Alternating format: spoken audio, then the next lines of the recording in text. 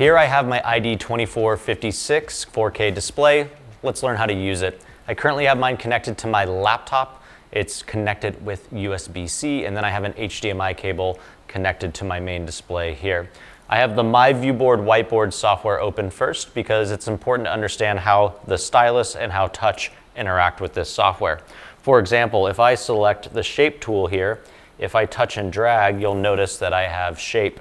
However, if I use the stylus, it immediately switches to pen. That's because the stylus can only be a pen, while touch is whatever active tool is you're using. So for example, if I want to erase something, I can't erase with the pen, but I can choose the eraser and use touch to do that.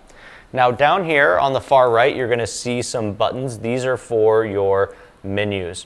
So this button over here, which is 3 from the right, lets me access my main menu. I just touch it twice.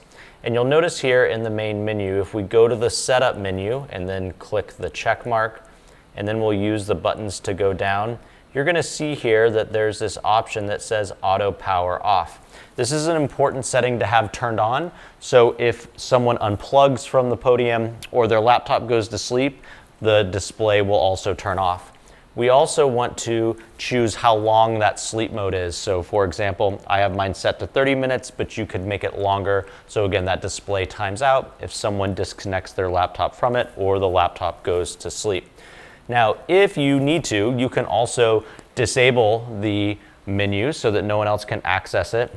The way that you do that is you find the 2 buttons here. So it's buttons 2 and 3. And if you hold those buttons down, you'll see that we get this locking OSD menu.